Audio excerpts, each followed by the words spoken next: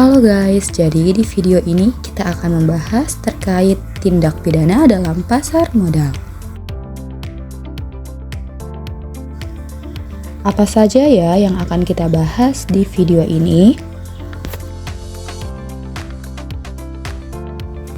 Pertama, kita akan membahas tentang kualifikasi tindak pidana dalam pasar modal. Kedua, terkait bentuk-bentuk tindak pidana dalam pasar modal. Ketiga, penegakan hukum terhadap tindak pidana dalam pasar modal. Dan yang terakhir adalah insider trading dalam pasar modal. Pihak yang dapat terlibat tindak pidana ini bisa seperti direksi, komisaris, pemegang saham utama, manajer investasi, akuntan, konsultan hukum, dan atau para profesional lainnya. Bagaimana sih kualifikasi bentuk tindak pidana dalam pasar modal itu? Kualifikasi bentuk tindak pidana pasar modal itu terbagi menjadi dua. Pertama yaitu pelanggaran, di mana pelanggaran ini diatur dalam pasal 103 ayat 2, pasal 105 dan pasal 109 Undang-Undang Pasar Modal. Dan yang kedua adalah kejahatan.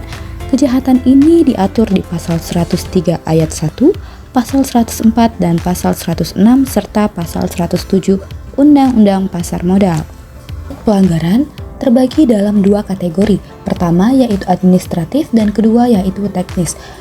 Administratif diatur dalam pasal 85 sampai dengan 89 Undang-Undang Pasar Modal. 1. Emiten atau perusahaan publik yang menyatakan pendaftarannya telah menjadi wajib efektif untuk menyampaikan laporan secara berkala kepada OJK dan mengumumkan laporan tersebut ke masyarakat, dan menyampaikan laporan kepada OJK dan mengumumkan kepada masyarakat tentang peristiwa material yang dapat mempengaruhi harga efek selambat-lambatnya pada akhir hari kerja kedua setelah terjadinya peristiwa tersebut. 2. Emiten atau perusahaan publik yang pernyataan pendaftarannya telah menjadi efektif dapat dikecualikan dari kewajiban untuk menyampaikan laporan sebagaimana dimaksud dalam ayat 1 berdasarkan ketentuan yang ditetapkan oleh OJK, antara lain berupa penentuan maksimal pemegang saham dan modal di setor perusahaan publik. Kedua yaitu terkait teknis yang diatur dalam pasal 5 Undang-Undang Pasar Modal. 1. Wakil penjamin emisi efek, wakil perantara pedagang efek atau wakil manajer investasi yang melakukan kegiatan di bidang pasar modal tetapi tidak mempunyai izin dari OJK. Kedua, yaitu manajer investasi atau pihak terafiliasinya menerima imbalan dalam bentuk apapun baik langsung maupun tidak langsung yang dapat mempengaruhi manajer investasi yang bersangkutan untuk membeli atau menjual efek untuk reksadana.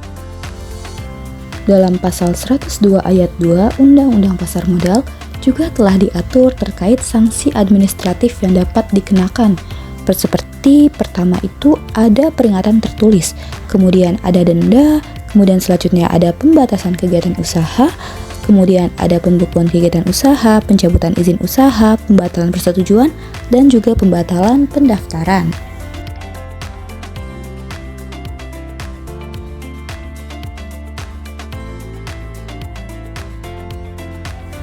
Lanjut kepada pembahasan selanjutnya.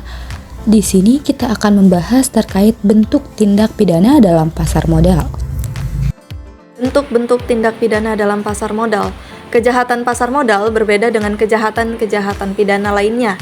Kejahatan pasar modal atau tindak pidana pasar modal biasanya dikelompokkan sebagai bagian dari kejahatan atau tindak pidana di bidang ekonomi yang berkaitan dengan kejahatan kerah putih. Beberapa tindakan pasar modal dalam Undang-Undang Pasar Modal sebagaimana diatur dalam bab 11 seperti penipuan, manipulasi pasar, dan perdagangan orang dalam.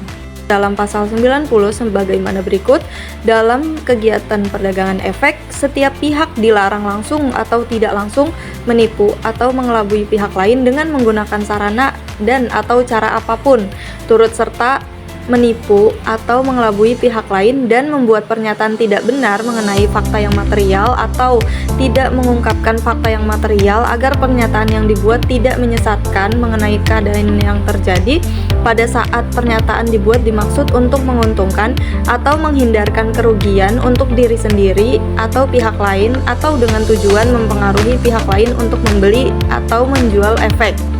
ada beberapa unsur tindak pidana penipuan yang diatur pula dalam pasal 378 Kitab Undang-Undang Hukum Pidana atau KUHP yang dilakukan dalam kegiatan pasar modal, yaitu perbuatan menggerakkan dan menguntungkan diri sendiri atau orang lain dengan cara melawan hukum, memakai martabat atau kedudukan palsu, tipu muslihat, dan rangkaian kebohongan, membujuk orang lain untuk menyerahkan barang atau sesuatu kepadanya, atau supaya memberi uang atau menghapus piutang. Kemudian poin kedua yaitu manipulasi pasar. Tindak pidana berupa manipulasi pasar ini diatur dalam pasal 91 sampai 92 Undang-Undang Pasar Modal. Sebagaimana dalam pasal 91 Undang-Undang Pasar Modal bahwa manipulasi pasar adalah setiap pihak dilarang melakukan tindakan baik langsung maupun tidak langsung dengan tujuan untuk menciptakan gambaran semu atau menyesatkan mengenai perdagangan, keadaan pasar, atau harga efek di bursa efek. Di dalam pasar modal, definisi mengenai manipulasi pasar sesuai dengan ketentuan yang disebutkan di dalam pasal 92 sebagai berikut. Setiap pihak, baik sendiri-sendiri maupun bersama-sama dengan pihak lain, dilarang melakukan dua transaksi efek atau lebih, baik langsung maupun tidak langsung, hingga menyebabkan harga efek di bursa efek tetap, naik ataupun turun dengan tujuan mempengaruhi pihak lain untuk membeli, menjual, atau menahan efek. Manipulasi pasar dalam definisi lain adalah sebuah upaya yang dilakukan dengan sengaja untuk mempengaruhi situasi pasar dengan operasi pasar yang bebas, adil, dan menciptakan suatu kenampakan yang palsu dan menyesatkan menyangkut harga atau pasar untuk sekuritas, komoditas, atau nilai tukar. Menurut Munir Fuadi, insider trading adalah perdagangan efek yang dilakukan oleh mereka yang tergolong orang dalam perusahaan, yaitu dalam arti yang luas.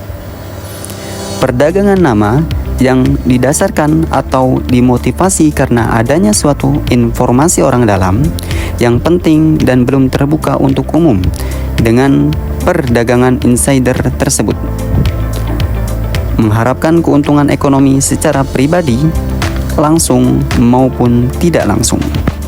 Adapun menurut pasal 95 UU PM, Undang-Undang Pasar Modal, yang dimaksud dengan pihak orang dalam yaitu pertama, komisaris, direktur, atau pegawai perusahaan terbuka. Kedua, orang yang karena kedudukannya, profesinya, atau karena hubungan usahanya dengan perusahaan terbuka memungkinkan memperoleh informasi orang dalam. Ketiga, pemegang saham utama perusahaan terbuka. Keempat, pihak yang tidak lagi menjadi pihak sebagaimana tersebut dalam poin 1, 2, dan 3 tersebut sebelum lewat jangka waktu 6 bulan. Unsur-unsur insider trading. Pertama, bertujuan demi mendapatkan keuntungan yang tidak layak. Kedua, perdagangan dimotivasi oleh inside information. Ketiga, inside information belum terbuka untuk umum. Keempat, adanya perdagangan efek. Kelima, dilakukan oleh orang dalam perusahaan. Keenam, adanya insider information. Penegakan hukum tindak pidana dalam pasar modal. Berdasarkan pasal 55 Undang-Undang Nomor 21 Tahun 2011 tentang Otoritas Jasa Keuangan atau OJK, dijelaskan terkait peralihan lembaga yang berwenang dalam pasar modal. OJK diberikan kewenangan untuk melakukan pengawasan terhadap kegiatan di pasar modal, yaitu yang pertama ada menetapkan kebijakan operasional pengawasan terhadap kegiatan jasa keuangan. Yang kedua ada mengawasi pelaksanaan tugas pengawasan yang dilaksanakan oleh kepala eksekutif. Memberikan informasi dan edukasi kepada masyarakat atas karakteristik sektor jasa keuangan, layanan, dan produknya. Yang kedua, meminta lembaga jasa keuangan untuk menghentikan kegiatannya apabila kegiatan tersebut berpotensi merugikan masyarakat. Dan yang terakhir, tindakan lain yang dianggap perlu sesuai dengan ketentuan peraturan perundang-undangan di sektor jasa keuangan.